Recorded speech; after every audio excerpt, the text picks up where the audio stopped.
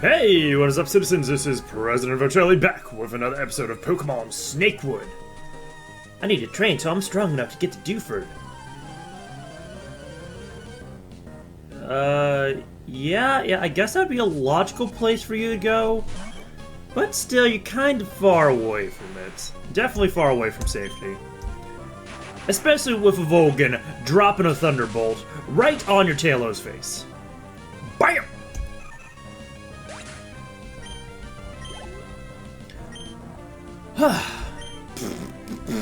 Like I'm switching out now. My god, I'm like so underleveled in this game. But like it doesn't matter. It doesn't matter anymore. I'm so happy about that. This wasn't how it was meant to end. Nope. Sucks for you. Alright, Mount Chimney for Lava Ridge Town or the summit. Please take the cable car. Well, first off, we're gonna go ahead and check to see if we have any cool stuff over here. Bones. A Machop. Nope. Nope, we already have Luncheon. And Luncheon has been putting in the finest. Okay, I don't see anything else too interesting.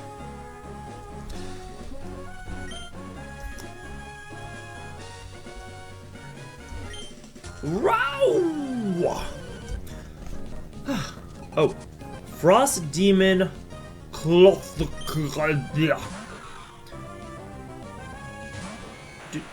I don't have any fire types, but I mean, of course, I have my fighting type here, so I should be good. I should be good.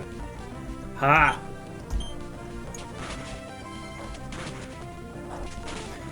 All right, so.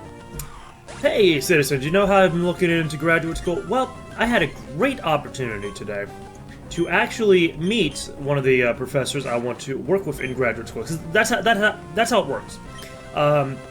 If you're getting into a research-based school, you gotta first find a professor you want to work with that your research interests are similar. So you gotta know kind of what you want to study. And for me, that's definitely the education system, and namely, like, what motivates students, how the school system, their individual characteristics, whether, you know, personality or genetic, you know, and all these other factors, how they all interact to drive students to behave in certain ways. Like, you know, you have those disengaged students in high school, or the ones who just try so hard, and they just get this huge... It just results in this huge thing of burnout later on. You know, like, what is it? What is the combination of environment and individual characteristic that pushes them to do that? You know, that's what I'm interested in studying. And, you know, I found this one professor at the University of Virginia, namely the Curry School of Education, that will help me research that, because he does a lot of research with student motivation. You know, but anyways, I was able to attend what's called a work-in-progress meeting at the Curry School, because I've worked with professors there before. You know, so I am welcome there, I suppose. And yeah, I just sat in on his work-in-progress meeting where he's, like, discussing his research, getting feedback from his peers. And yeah, just great way to learn more about him and to introduce myself. So, you know, I thought that was a great way to get my foot in the door. Yes, I will... You know, but... his research, the one he was talking about, had to do with, the transfer of knowledge, skills, mindsets, etc. from one context to another, and just how it's actually so rare for that to happen. Like, what you learn in school, that actually rarely translates to any... let's say, like, it doesn't translate to measurable out of school work. Usually. Is it complicated oversimplification of what he was talking about? But yeah, that's the general idea. And You know, there's a couple of reasons for that. You know, namely, how our... Oh, interesting. You know, how our memory works is that it picks up... Let's see. Sorry, like, with explaining memory, I do have to... be very careful in what I say about it so you can actually understand it. So...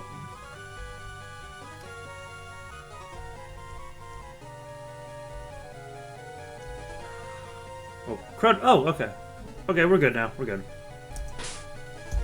Anyways, memory is actually context-specific, meaning it doesn't encode like what you learn or just what you see, but also what you smell, the environment you were in, and etc., etc. It puts all those pieces and connects them in your brain, and when you're able to bring up all those contexts again, then you have your memory. You're able to retrieve your memory from, well, the long-term storage.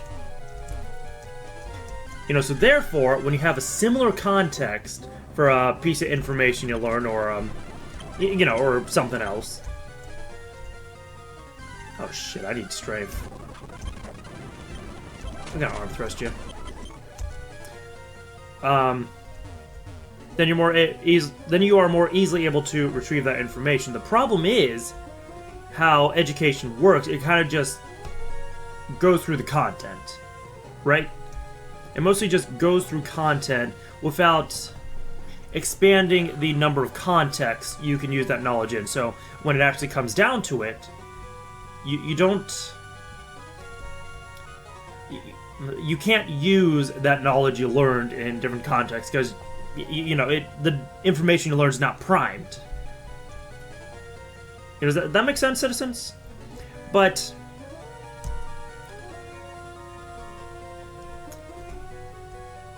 anyways, I need to figure out this puzzle while I keep on talking. Oh, jeez. Like, there's no way up this ladder, that's the problem. And I'm pretty sure I don't have strength yet. Right? No strength? No strength.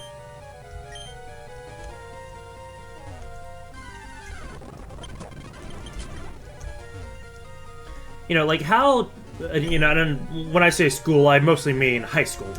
You know, how high schools work is that, you know, the teacher just teaches this specific packet of knowledge to students and then test them on it.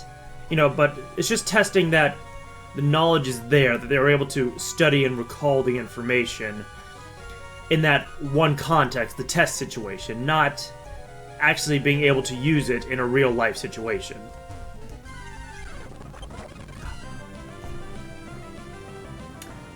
Now, I would love to have a Sneasel. I would absolutely love to have a Sneasel, so I'm gonna go ahead and catch this thing, just in case I want it in the future.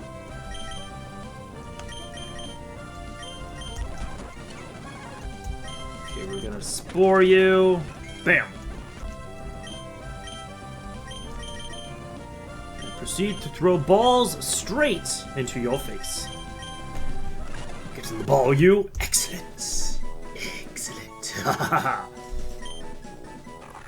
Sneasel scales trees by punching its hooked claws into the bark. This Pokemon seeks out unguarded nests and steals eggs for food while the parents are away. So, actually, what should I name you? First thing that comes to mind is, like, Guile, because, you know, Weavile kind of has the crazy hair going on. For some reason, it just reminds me of Guile. Like, this is not my idea. This is...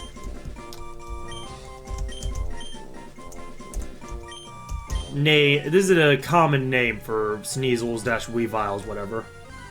Oh, hold on, is that an exit? Is that an exit over there? No, it is not.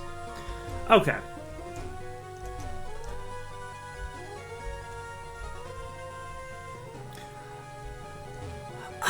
Oh, I see. I can see clearly now the rain is gone.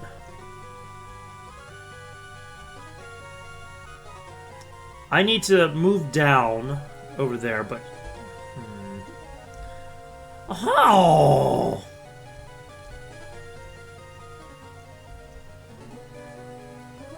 Blast. Thought I had it too.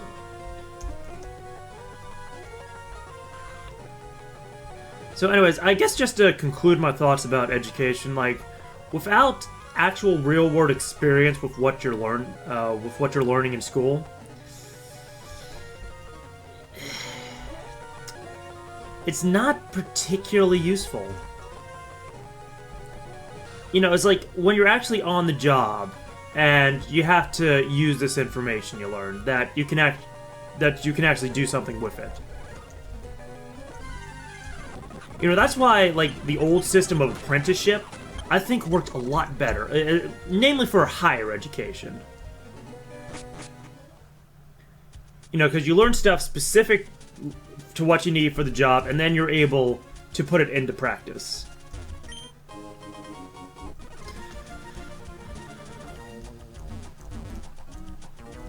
So anyways, now that we are out of the ice puzzle cave,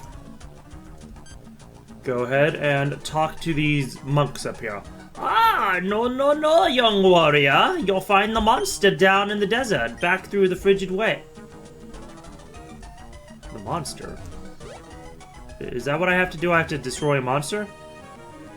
You wish to see my strength? Okay, so these are like... Why is the rival battle music playing here? Why Sage Chin Bao would like to battle? Sent out a battle toy? This is not good for me. Sydney is good for me. Go ahead and surf all over your face, ball toy.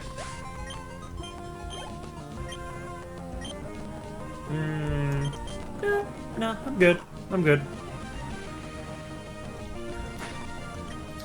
Now, did you know Baltoy actually had a little prevalent run in competitive Pokemon TCG? Now, it's only because there was this completely broken deck that came out with the newest expansion, Ancient Origins. I'm not going to bore you with the details, because like if you don't play the TCG, it's going to be ugh. But basically, you get all these tools to evolve a Pokemon C-Dot into Shiftry on the first turn. And when you're able to successfully do that, its ability lets you remove a Pokemon on your opponent's side of the field from play. So you get your Shiftry, you devolve it, you get your Shiftry again, and then bam, you just win. You just win with that. Because then your opponent has no Pokemon to play with. God, it was so busted. And Baltoy, because the card had something called an Ancient Trait, which is kind of like an ability, but it's not treated as an ability. It's weird. But because it had one that ignored your opponent's abilities, it could not be affected by Shiftry, so yeah, basically negating all of its use. Anyways, I guess I'll actually go out into Joel, because I do resist the stab on this thing, and I one-shot it. Wowzers.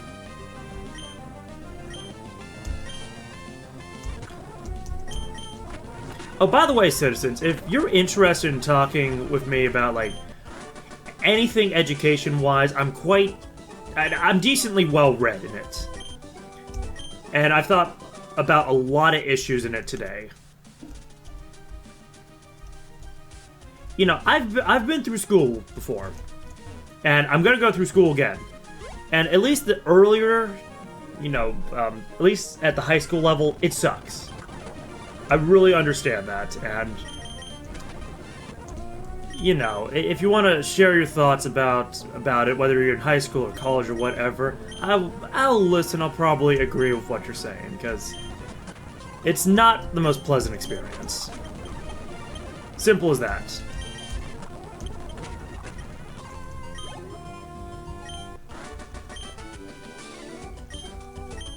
Of course, if you just want to talk about it in general, that's fine too. And I will finally shut my goddamn mouth about that.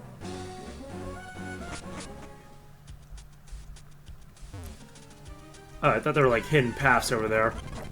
Swoink! Crap! Okay. Speed up off. Well, max speed up off. Okay, let us not start with Hariyama. Let us instead start with Scrappy-Doo. Let's actually be intelligent about this. I'm patrolling, young one, in case we are attacked. Shakya Monastery! Hello and welcome to Pokemon.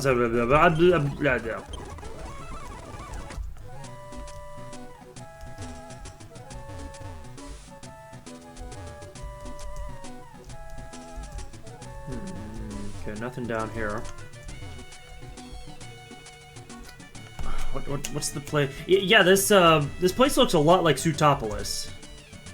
Except, it actually has, like, what has snow falling from the sky, but, it looks like it actually has suit. Anyways. That was a complete car wreck, whatever came out of my mouth. We live in fear. One sage per generation is allowed to use his power to defend the monastery. And that one is Izumi. There we go. Izumi. If he should fail, we all die. Only one's allowed to actually defend, so... I assume you're not Shaolin monks.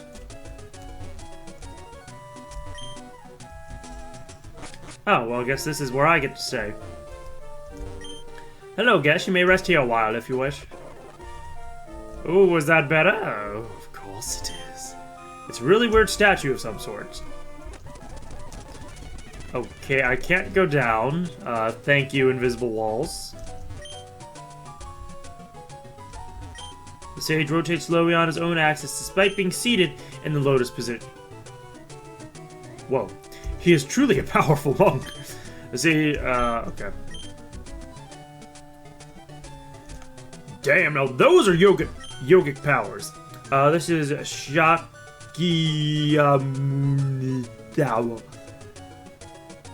or... whatever. Only the truly worthy may climb it and grace our elders with their power.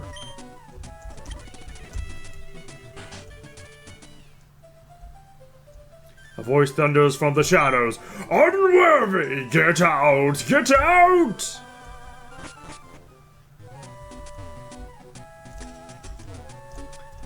When a disembodied voice tells you to get out, you get out. A trader by the name of Jim Fats runs it for us. Okay. Magic herbs.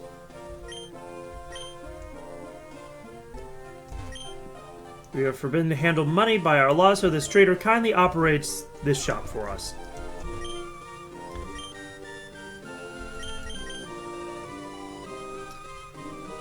Zombie kook. That sounded incredibly dirty.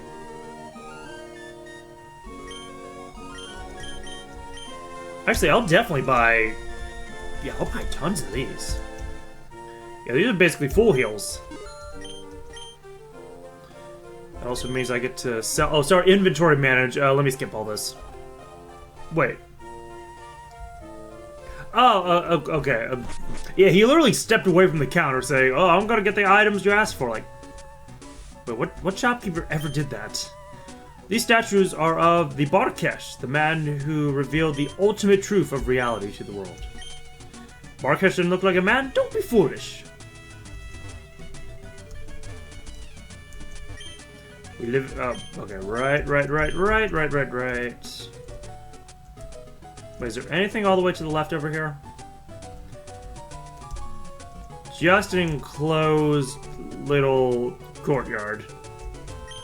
When the volcano erupted, it lost all of its fiery power, magma became glassy ice, and the ice-type Pokemon came to live here. Because our sect believes that the cold is necessarily for the attention of enlightenment, we came here too. Okay, cool. Yeah, that monster in the desert has been working with the demons. They bring the ice that destroys the land, and the monster brings the sand that blights the soil. Okay, good. I'm able to go in. You must help us, young one. Please, go forth to the desert and destroy the foul monstrosity that our brother Izumi is currently attacking.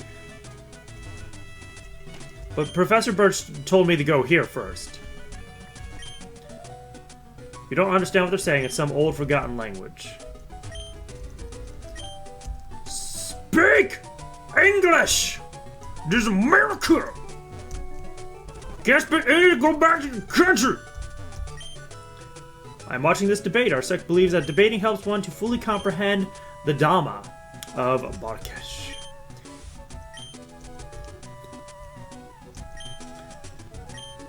Okay. Do you say anything else? No. Alright, so, apparently, I completely went the wrong way. Whoops. Sorry about that, citizens. Let me just go ahead and jump to the desert once again. Since some of my other episodes have been a little shorter, I think I'm gonna keep playing it here. For many days I have labored, using my magics to seal off the beast that famine summoned here to destroy the land and form the desert. I drove it into this corner, and by sheer willpower, I am keeping it there. But I fear I cannot hold out much longer. Go forth, young warrior, and defeat this abomination. Zeke! Alright, so this is a special Aerodactyl, or it's just an Aerodactyl. Wait, it's a shiny level 40 Aerodactyl. So I can catch it. Is that what you're saying? I can catch it. So I'm gonna Rock Tomb. Crap. Rock Tomb again. Good. Okay, works for me,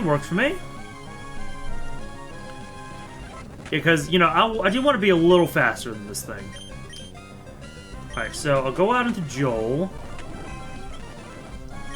Spore it. Come on.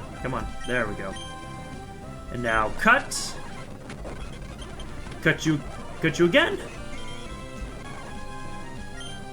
And spore again.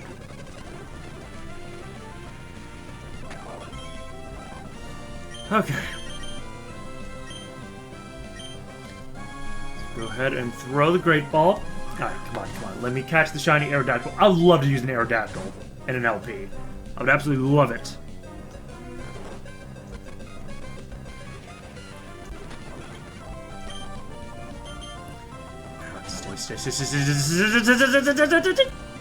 Ah! Like, Aerodactyl is such a cool Pokemon. Just a flying rock beast. That's so friggin' fast.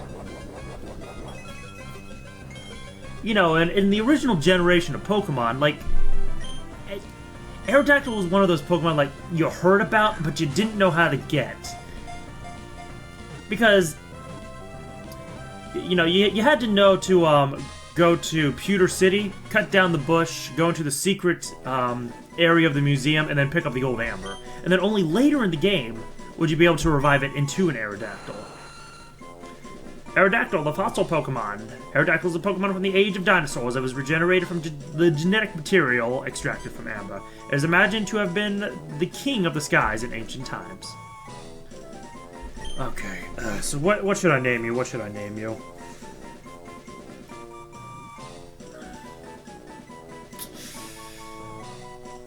What should an Aerodactyl be named? Well, Dactyl, Daxter. You know what? No, not Daxter. Not Daxter. But Dexter. It's the nerdiest of sky beasts. It just got so tired of Dee Dee going into his laboratory that he put it into the skies, where only he could reach it. You defeated the monster! Your power is great indeed, young one. I can finally return home. Thank you for all your great kindness. And with that, citizens, I will have to end this episode. I am thinking of replacing someone in the party with that Aerodactyl. Well, it is level 40. So, you know what? I can hold off on that for a bit until, like, you know, maybe see if Benedict turns into something awesome. If he does, great. If not, I think I'm gonna replace him with Aerodactyl. Then again, if you know something about Benedict, like if the mystery egg will actually become, well, something other than an egg, then please let me know. But like don't spoil it, but just let me know that's gonna turn into something else. Anyways, in the next episode, we're gonna see what the hell we need to do at Lava Ridge Town.